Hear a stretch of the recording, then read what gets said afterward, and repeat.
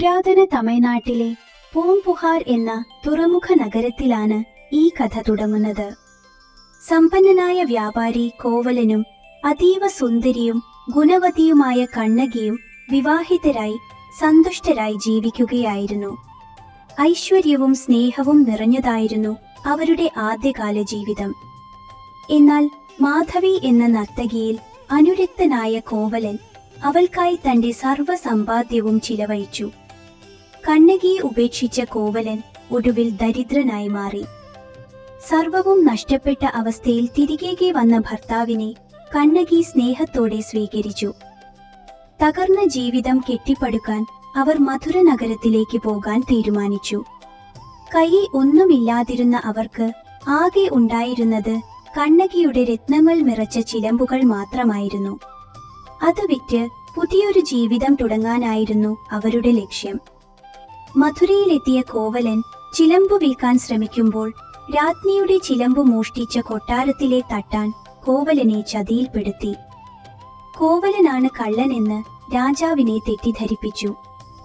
വേണ്ടത്ര അന്വേഷണം നടത്താതെ പാണ്ഡ്യരാജാവ് നിരപരാധിയായ കോവലനെ വധിക്കാൻ ഉത്തരവിട്ടു. ഭർത്താവിന്റെ മരണവാർത്ത അറിഞ്ഞ് രോഷാകുലയായ കണ്ണകി രാജസദസ്സിലെത്തി.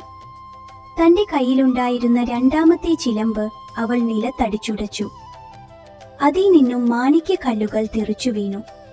അപ്പോഴാണ് രാജാവിന് കാര്യം മനസ്സിലായത്. രാജ്ഞിയുടെ ചിലമ്പിൽ മുത്തുകളായിരുന്നു. തന്റെ തെറ്റു മനസ്സിലാക്കിയ രാജാവും രാജ്ഞിയും ആ നിമിഷം തന്നെ ഹൃദയം തകർന്നു മരിച്ചു വീണു. എങ്കിലും ദേഷ്യമടങ്ങാത്ത കണ്ണകി തന്റെ മാറിടം മുറിച്ചെറിഞ്ഞ് മധുരനഗരം ഭസ്മമാകട്ടെ എന്ന് ശപിച്ചു. ചതിച്ചും വഞ്ചിച്ചും കഴിഞ്ഞിരുന്ന മധുരയിലെ ആൾക്കാർ അഗ്നിക്കിരയായി.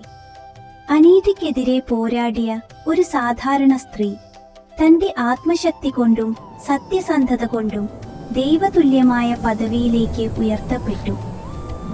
മധുരനഗരം തന്റെ ശാപത്താൽ ദഹിപ്പിച്ച ശേഷം രോഷാകുലിയായ കണ്ണകി പാണ്ഡ്യനാട് ഉപേക്ഷിച്ച് പടിഞ്ഞാറോട്ട് ഇന്നത്തെ കേരളത്തിന്റെ ഭാഗങ്ങളിലേക്ക് സഞ്ചരിച്ചു.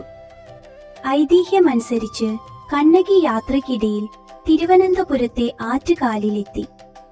കണ്ണകി ആറ്റുകാലിലെത്തിയപ്പോൾ അവൾ അതീവ ക്ഷീണിതയും ക്രുദ്ധയുമായിരുന്നു. അവളുടെ വിശപ്പടക്കാനും ദേഷ്യം ശമിപ്പിക്കാനുമായി നാട്ടിലെ സ്ത്രീകൾ ഒത്തുചേർന്ന് മൺകലങ്ങളിൽ പായസവും ചോറും പാകം ചെയ്ത് അവൾക്ക് നിവേദ്യമായി നൽകി. ആ സ്നേഹത്തിനു മുന്നിൽ ദേവി ശാന്തയായി ഒരു അമ്മയെപ്പോലെ അവരെ അനുഗ്രഹിച്ചു. ഈ സംഭവത്തിന്റെ ഓർമ്മ പുതുക്കാനാണ് ഇന്നും ലോകത്തിന്റെ നാനാഭാഗങ്ങളിൽ നിന്നുള്ള ലക്ഷക്കണക്കിന് സ്ത്രീകൾ ആറ്റുകാലിൽ ഒത്തുചേർന്ന് പൊങ്കാല അർപ്പിക്കുന്നത്.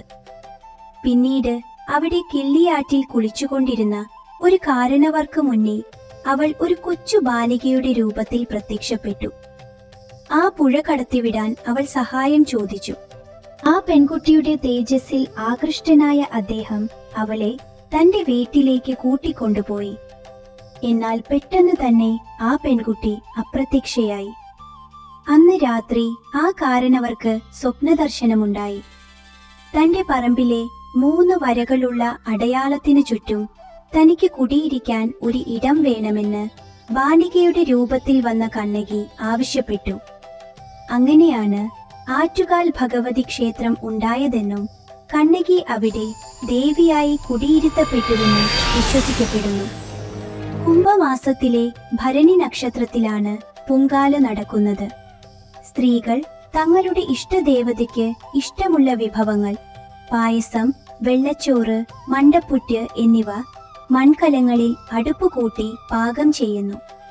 10 ദിവസം നീണ്ടു നിൽക്കുന്ന ഉത്സവത്തിന്റെ 9ാം നാളാണ് പൊങ്കാല.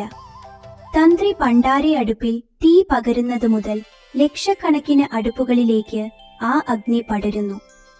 ഉച്ചയ്ക്ക് ശേഷം പൂജാരിമാർ വന്ന് തീർത്ഥം തളിക്കുന്നതോടെ പൊങ്കാല പൂർത്തിയാകുന്നു. ആറ്റുകാൽ പൊങ്കാല എന്നത് കേവലം ഒരു മതപരമായ ചടങ്ങല്ല, മറിച്ച് സ്ത്രീശക്തിയുടെയും സമർപ്പണത്തിന്റെയും ഐക്യത്തിന്റെയും വലിയൊരു പ്രഖ്യാപനമാണ്. സ്ത്രീകൾക്ക് മാത്രം പ്രാധാന്യമുള്ള ഒരു ഉത്സവമായതുകൊണ്ട് തന്നെ ആറ്റുകാൽ ക്ഷേത്രം സ്ത്രീകളുടെ ശബരിമല എന്നാണ് അറിയപ്പെടുന്നത്.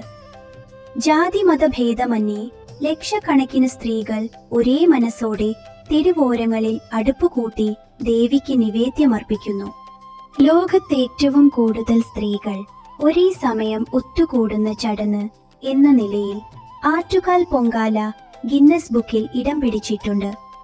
ഒരു നഗരം മുഴുവൻ ഒരൊറ്റ യാഗശാലയായി മാറുന്ന അപൂർവ കാഴ്ചയാണിത്. സമ്പന്നനെന്നോ പാവപ്പെട്ടവനെന്നോ വ്യത്യാസമില്ലാതെ എല്ലാവരും ഒരേപോലെ റോഡരികിൽ മൺകലങ്ങളിൽ പൊങ്കാലയിടുന്നു. പ്രഭുക്കന്മാരും സാധാരണക്കാരും ഒരേ വരിയിലിരുന്ന് പ്രാർത്ഥിക്കുന്നതിലൂടെ വലിയൊരു സാമൂഹിക സമത്വമാണ് ഇവിടെ ദൃശ്യമാകുന്നത്. കഠിനമായ വെയിലിനെയും പുകയെയും വകവയ്ക്കാതെ മണിക്കൂറുകളോളം വ്രതശുദ്ധിയോടെ സ്ത്രീകൾ അടുപ്പിനടുത്തിരിക്കുന്നു. ഇത് അവരുടെ മനസ്സിന്റെ കരുത്തിനെയും ഭഗവതിയോടുള്ള അചഞ്ചലമായ ഭക്തിയെയുമാണ് സൂചിപ്പിക്കുന്നത്. തന്റെ സങ്കടങ്ങളും ആഗ്രഹങ്ങളും അമ്മയ്ക്കു മുന്നിൽ സമർപ്പിച്ച് അഗ്നിയിൽ വെന്ത് പാകമാകുന്ന പായസം ദേവിക്ക് അർപ്പിക്കുമ്പോൾ ഭക്തർക്ക് വലിയൊരു ആത്മസംതൃപ്തി ലഭിക്കുന്നു.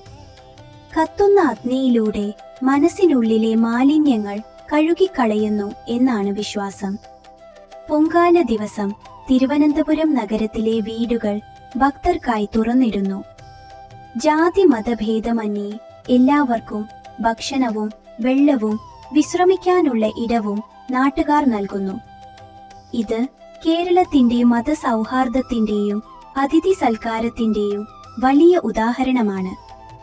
മനസ്സിൽ കുന്നുകൂടിയ സങ്കടങ്ങളും ആകുലതകളും അമ്മയുടെ പാദങ്ങളിൽ സമർപ്പിച്ചു കഴിഞ്ഞാൽ ഒരു വലിയ ഭാരം ഒഴിഞ്ഞുപോയ അനുഭവം ഭക്തർ പങ്കുവെക്കാറുണ്ട്. രോഗശാന്തിക്കും ആഗ്രഹ സാഫല്യത്തിനുമായി ലോകത്തിന്റെ പല ഭാഗങ്ങളിൽ നിന്നും ആളുകൾ അമ്മയെ തേടിയെത്തുന്നു. എല്ലാ വർഷവും പൊങ്കാലയിടുന്ന ആൾക്കാരുടെ എണ്ണത്തിൽ വൻ വർധനയാണ് ഉണ്ടാകാറ്. അതുകൊണ്ട് തന്നെ അമ്മയുടെ ശക്തി നമുക്ക് മനസ്സിലാക്കുവാൻ സാധിക്കും. സർവമംഗളമാംഗല്യേ ശിവേ സർവാർത്ഥസാധികേ ശരണ്യേ ത്രംബകേ ഗൗരി നാരായണി നമോസ്തുതേ. യാ ദേവി സർവഭൂതേഷു ശക്തിരൂപേണ സംസ്ഥിതാ നമസ്തസ്യൈ നമസ്തസ്യൈ നമസ്തസ്യൈ നമോ നമഃ. യാ ദേവി സർവഭൂതേഷു ബുദ്ധിരൂപേണ സംസ്ഥിതാ നമസ്തസ്യൈ നമസ്തസ്യൈ നമസ്തസ്യൈ നമോ